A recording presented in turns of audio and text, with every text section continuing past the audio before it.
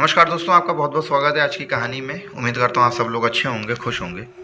दोस्तों, आज की जो मैं आप लोगों के लिए भूतिया कहानी लेके आया हूँ ना, वो कलकत्ता शहर में रहने वाले रोहित नाम के एक शख्स की ऐसी कहानी है जिसको सुनने के बाद आप लोग भी कभी नहीं बोलेंगे कि इस दुनिया में भूत प्रेत नहीं है, या आप लोग कभी ये नहीं बोलेंगे कि हमको भूत प्रेत से डर नहीं लगता है। खासकर पब्लिक में तो कभी नहीं बोलेंगे, पब्लिक प्लेसेस में तो ये सारी चीज़ें कभी नहीं बोलेंगे। तो चलिए दोस्तों, कहानी को शुरू करते हैं। उससे पहले अगर आप मेरे चैनल पे पहली बार आएँ तो प्लीज़ चैनल को सब्सक्राइब कीजिएगा, वीडियोज़ को लाइक कीजिएगा, शेयर कीजिएगा।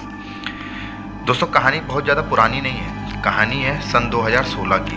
नवंबर का महीना था, ठंड का मौसम। एक दिन रोहित नाम का जो शख्स है, ये रोहित से रिलेटेड कहानी है जिसके साथ ये घटना घटी। तो एक दिन रोहित, जो कि एक कंपनी में काम किया करता था, उसे किसी भी भूत प्रेत पर कोई विश्वास नहीं था।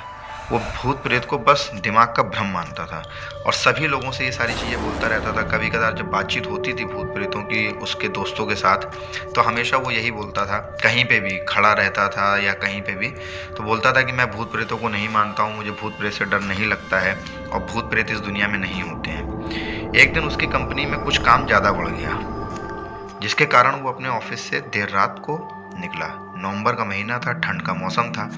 11 साढ़े 11 बजे के करीब वो अपने ऑफिस से निकलता है। वो अपने बाइक से था। कुछ दूर चलने के बाद उसकी बाइक जो थी वो ख़राब हो गई। पहले तो उसने अपनी बाइक को ठीक करने की बहुत कोशिश करी, लेकिन उसकी बाइक स्टार्ट होने का नाम ही नहीं ले रही थी। अब वो अपनी बाइक को पैदल ही लेकर घसीटते हुए चल दिया।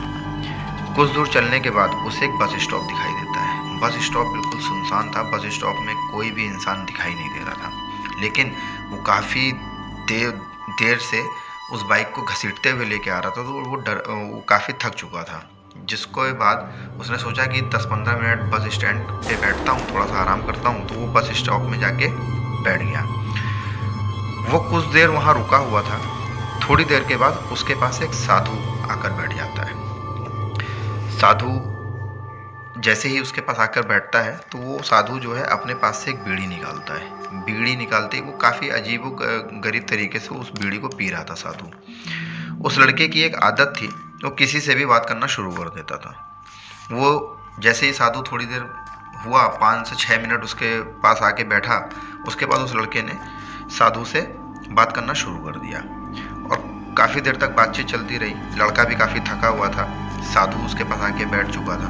तो उसने सोचा कि क्यों ना थोड़ी देर यहाँ पे बातचीत करी जाए। और जैसा कि मैंने आप लोगों को बताया कि उसको रात के अंधेरे से या भूत प्रेत से डर नहीं लगता था, तो उसको ये सारी चीज़ों का डर भी नहीं था। काफ़ी देर तक बातचीत होती रही। बात ही बात में रोहित ने कहा, बाबा मैं किसी भी भूत प्रेत को नहीं मानता हूँ, बस ये सब झूठी बातें हैं और मन का भ्रम है, दिमाग का भ्रम है। साधु उसके इस बात पर जवाब देता है कि तुम भले ही भूत प्रेत को मानो या फिर ना मानो, लेकिन तुम ये ना कहो कि भूत प्रेत होते नहीं हैं, ये सब कुछ होते हैं। इस पर उस लड़के को थोड़ी सी हंसी आ गई। उसने कहा, भूत होते हैं तो मुझे क्यों नहीं दिखाई देते हैं? मेरा कभी सामना क्यों नहीं हुआ भूत प्रेतों से? क्या आप मुझे अभी इस वक्त भूत दिखा सकते हैं? इतना सुनने के बाद साधु को भी लगा कि ये लड़का कुछ ज़्यादा ही भूत प्रेत आत्माओं को हल्के में ले रहा है। तो साधु को लग गया कि अब इसे ज़रूर भूत से दिखाना पड़ेगा, भूत प्रेत से मिलाना पड़ेगा। साधु ने लड़के को शमशान घाट की ओर चलने को कहा। फिर क्या था, वो दोनों चल दिए। रास्ते में उस लड़के को थोड़ा सा डर लगने लगा, फिर भी वो अपने डर को कम करके आगे बढ़ता जा रहा था। कुछ देर के बाद वो शमशान घाट पहुंच गए। शमशान घाट पहुंचने के बाद शमशान घाट में अभी भी कुछ लाशें जल रही थी। साधु ने उसको एक ऐसे स्थान पर बैठाया जहां कुछ समय पहले ही लाश जलाई गई थी। जिस जगह वो लड़का बैठा था, मतलब रोहित जिस जगह बैठा था, साधु ने उसी जगह पर ज़मीन पे एक लोहे की कील गाड़ दी। उसमें एक सफ़ेद धागा बांध दिया और इस धागे का अंतिम छोर उस लड़के को पकड़ने को कहा। अब उस लड़के को हद से ज़्यादा डर लगने लगा, लेकिन वो उस चीज़ को शो नहीं कर रहा था साधु के सामने, क्योंकि वो साधु को बोल चुका था कि मुझे डर नहीं लगता है। उसकी सांसें तेज हो रही थी, इसके साथ ही उसके हाथ पैर भी कांप रहे थे। फिर भी उसने धागे को पकड़ लिया। साधु ने कुछ बतासे, जो सफ़ेद कलर के जो बतासे आते हैं, निकाले और उस लड़के के चारों तरफ रख दिए। सारे बतासे उस धागे की पास ही एक लाइन में रखे हुए थे। उसके बाद साधु ने लड़के को सावधान किया और बोला कि तुम देखना, अभी कुछ आत्माएं इन बतासों को खाने आएंगी। जब तक वो इसको खाकर चले ना जाएं, तब तक तुम अपने हाथ के धागे को मत छूना। यदि तुमने ऐसा कुछ किया तो तुम्हें नुकसान हो सकता है। फिर साधु ने मंत्र पढ़ना शुरू किया। कुछ मंत्र पढ़ने के बाद साधु ने उस लड़के को कहा कि तुम अब अपनी आंखें बंद कर लो। फिर कुछ देर के बाद ही आंख खोलने को कहा। जब उस लड़के ने आंख खोला तो वो जो देख रहा था उसे उसके ऊपर विश्वास ही नहीं हो रहा था। वास्तव में वहाँ पर 4 आत्माएं थीं जो कि बतासे को खा रही थी। लेकिन जब उसने ये देखा कि उसके पड़ोस में रहने वाले व्यक्ति की आत्मा भी वहीं पे है, जो कि कुछ दिन पहले ही मर गया था, तो वो बहुत ज़्यादा डर गया। उसके हाथ पैर कांपने लगे, जिसकी वजह से उसके हाथ से वो धागा छूट गया जो साधु ने उसको पकड़ने के लिए कहा था। अब वहाँ पर वो साधु भी नहीं था। जैसे ही वो धागा छूटा, अचानक से साधु भी उसके पास से गायब हो गया। वो लड़का तेजी से शमशान घाट से घर की ओर भागने लगता है। जब वो अपने घर की ओर जा रहा था तो उसे पीछे से कोई उसका नाम लेकर बुला रहा था। उसके पीछे से कई तरह की आवाज़ें आ रही थी, कभी चीखने की, कभी रोने की, कभी तेज तेज से हंसने की, तो कभी उसको अपने नाम पुकारने की आवाज़ भी सुनाई दे रही थी। वो लड़का बहुत ज़्यादा डरा हुआ था, बहुत डर गया था और उस लड़के ने पीछे मुड़ के ही नहीं देखा।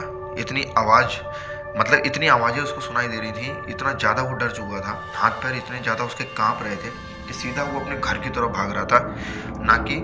उसको ना अपने बाइक की कोई चिंता थी, ना वो सीधा अपने घर की तरफ भाग रहा था और पीछे मुड़ के नहीं देखा।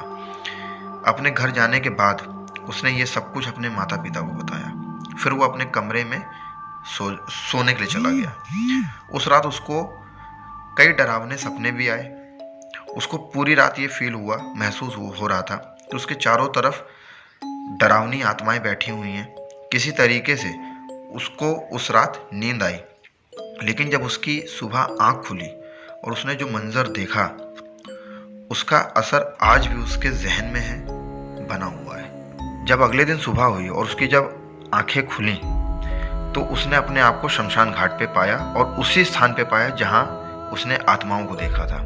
इसके बाद वो फिर उस शमशान घाट से भागता हुआ अपने घर पहुंचता है और फिर से वो सारी बातें अपने माँ बाप को बताता है। जिसके बाद उसके माँ बाप ने उसको बहुत समझाया, उसको डांटा भी कि ये सब कुछ नहीं होता है, लेकिन वो इतना डरा हुआ था कि उस घटना को कभी भुला ही नहीं पा रहा था। 3 से 4 दिन बीते ही होंगे इस घटना को हुए, लेकिन उस लड़के का बिहेवियर इतना चेंज हो चुका था। कभी कभी रोता था, कभी अचानक रोने लगता था, कभी कभी अचानक चीखने लगता था, कभी कभी अचानक हंसने लगता था।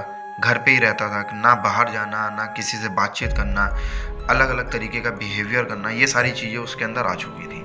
जिसको देखने के बाद उसके माँ बाप को भी लगा कि हो सकता है कि ये जो रोहित जो बता रहा है, शायद से ऐसा कुछ इसके साथ घटा है, जिसके बाद ये अपने माइंड में नहीं है और अपना पूरा जो मनोविज्ञान जो है, जो अपना जो पूरी सोच समझ है, वो उसको खो चुका है। जिसको देखने के बाद करीब 5 से 6 दिन के बाद ही वो सोचते हैं कि क्यों ना अपने लड़के को किसी साधु संत से, किसी बाबा से मिलाया जाए। जब वो अपने लड़के को एक बाबा से मिलाते हैं तो बाबा उसको देखते ही बोलते हैं कि इसके ऊपर 4 आत्माओं का वास हो चुका है, 4 आत्माओं का। ये सुनने के बाद उसके माँ बाप के भी हाथ पैर फूल जाते हैं। और जो रोहित था उसकी इतनी बुरी हालत हो चुकी थी कि अगर कुछ दिन और डिले किया गया होता तो हो सकता था कि रोहित को बचाना ही मुश्किल हो जाता। लेकिन साधु ने जिस बाबा से मिले थे उसके माँ बाप, उन्होंने कहा कि इसके अब सिर्फ एक ही चारा है कि तुम मेहंदीपुर बालाजी जाओ, जो कि जयपुर में स्थित है। मेहंदीपुर बालाजी जाओ और वहाँ पे अपने लड़के को दिखाओ। ये सुनने के बाद अगले ही दिन रोहित के माँ बाप मेहंदीपुर बालाजी जाते हैं। वहाँ पे 2 से 3 महीना रुकते हैं। एक बाबा से झाड़ फूक पूजा पाठ 2-3 महीने तक चलती है। लगातार पूजा पाठ होने के बाद रोहित के अंदर सुधार तो आ गया था, लेकिन आज भी रोहित उस घटना को नहीं भुला पाया है, और जिसकी वजह से दिमागी तौर पर वो बहुत ज़्यादा बीमार हो चुका है और आज भी वो रोहित अपने पूरे होशो हवास में नहीं है। इस घटना को घटे करीब 8 साल हो चुके हैं, लेकिन रोहित का जो उस घटना का जो असर रोहित के दिमाग पे पड़ा, जिसकी वजह से रोहित काफ़ी ज़्यादा दिमागी तौर पर बीमार हो चुका है और अपने हरकतें, जो उसकी हरकतें हैं, मैं मतलब बोल नहीं सकता हूँ आप लोगों को, उसकी जो हरकतें हैं वो एक नॉर्मल इंसान की नहीं है। इस घटना का इतना असर पड़ा उसके दिमाग पे।